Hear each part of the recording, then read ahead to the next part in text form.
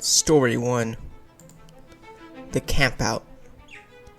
The group of friends arrived at the national park late in the evening. They had been planning this camping trip for months, and they were excited to finally be here. They set up their camp in a clearing in the woods. They pitched the tents, built a campfire, and cooked dinner. After dinner, they sat around the campfire and told stories. They laughed and joked, and they enjoyed each other's company. But as the night went on, they began to feel uneasy. The woods around them seemed to grow dark and more ominous. They could hear strange noises coming from the shadows. One of the friends, a young woman named Sarah, got up to the bathroom. She walked a short distance away from the campfire and into the darkness of the woods. She was halfway there when she heard a noise behind her. She turned around, but she couldn't see anything. She took a deep breath and continued on her way. But then she heard it again. The noise was closer this time. Sarah turned around again, and this time she saw it. A massive, shadowy figure standing right before her. It was taller than a man, and it had long, hairy arms. Sarah screamed in terror and turned to run, but the creature was faster than her. It grabbed her arm and lifted her into the air. Sarah screamed and struggled, but the creature was too strong. It carried her deeper into the woods, and her screams faded into the night. The next morning, her friends woke up and realized that Sarah was missing. They searched the campsite and the surrounding woods, but they couldn't find her anywhere. They called the park rangers, and the search party was sent out, but they never found Sarah. So she was simply gone.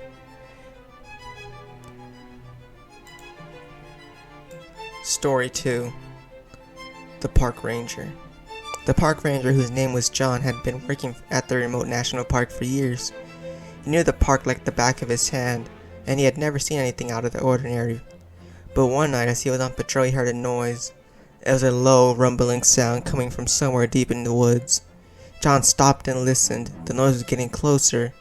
He could hear it. He could hear the heavy footsteps moving through the trees. John's heart began to race. He had heard stories about the Bigfoot, the elusive creature that was said to roam the woods, but he had always dismissed them as old wives' tales. Now he wasn't so sure. He drew his flashlight and shone into the darkness, but he saw nothing through the trees. The footsteps were getting closer, though. John could feel the ground shaking beneath his feet. He turned and ran. He ran as fast as he could, but the creature was faster. It was gaining on him. John could hear the creature's heavy breath behind him. He could feel his hot breath on his neck. He knew that he couldn't outrun it. He tripped and fell, and the creature was on him in an instant. It grabbed him by the arm and lifted him into the air. He screamed in terror as the creature carried him into the darkness, but then something strange happened. The creature stopped.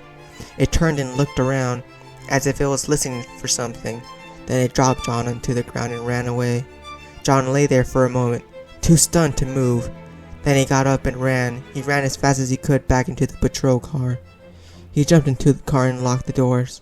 He looked into the rearview mirror and saw the creature standing there in the shadows of the trees. It was watching him. John started the car and drove away. He didn't look back. The next morning, John told his colleagues what had happened. They were skeptical at first, but they eventually believed him. John never saw the creature again, but he never forgot that night he encountered the Bigfoot. He knew that he was lucky to be alive. Story 3. The Trail. The trail was narrow and winding, disappearing into the dense forest. The sun was setting, casting long shadows over the trees.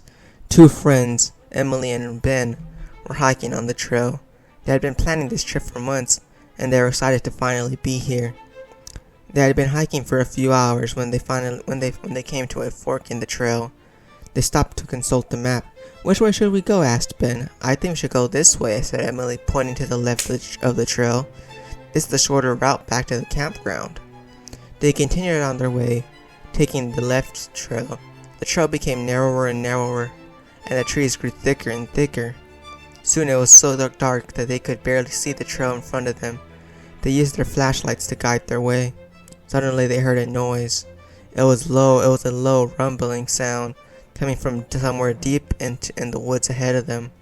They stopped and listened. It was getting even closer now. They could hear the heavy footsteps snapping twigs. Emily and Ben Emily and Ben's hearts began to race. They have heard stories of Bigfoot somewhere in these woods, but they had always dismissed them. They turned and ran. They ran as fast as they could, but the creature was even faster than they were. It was gaining on them. Emily and Ben could hear the creature's heavy breath behind them. They could hear it snapping twigs as well. They knew they couldn't outrun it. They came to a clearing in the woods. They stopped and looked around. There was nowhere to run. The creature stepped out of the trees. It was huge, even taller than a man, and had long hair all over its body and chest. Emily and Ben screamed in terror. The creature raised its hand and roared, then disappeared into the darkness. Emily and Ben stood there for a moment, too stunned to move. They then turned and ran. They ran as fast as they could back to the campground. They didn't stop running until they reached the safety of the campground. Emily and Ben never went back on that trail. They never talked about what happened that night, but they both knew that they had encountered a Bigfoot, and they knew that they were lucky to even still be alive. Story 4: The Back Country. The hiker, whose name was Brandon, had been planning his trip for months. He had always dreamed of exploring the back country of the national park, and he was finally ready. Brandon packed his backpack with food and water and camping gear. He had always brought a beer canister just in case. Brandon set off early in the morning. He hiked for hours, following the trail through the dense forest. As the afternoon went on, Brandon realized he was hiking deeper into the backcountry than he had intended. He started to worry that he might get lost, but Brandon was determined to continue. He knew that he couldn't turn back now.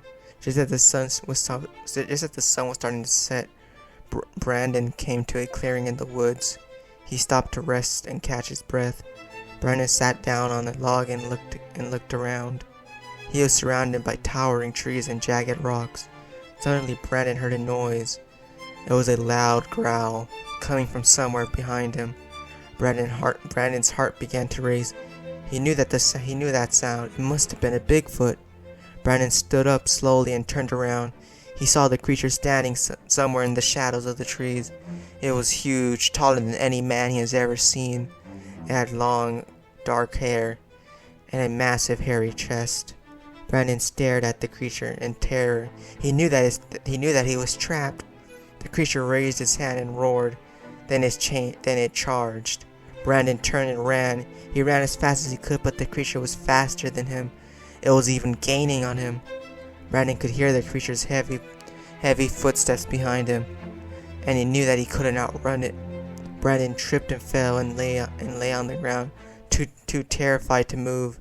The creature loomed over him. It raised its massive hand and delivered a killing blow.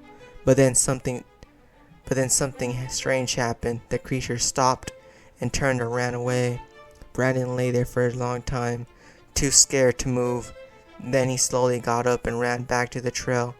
Brandon never saw the Bigfoot again, but he never forgot that night that he encountered the creature.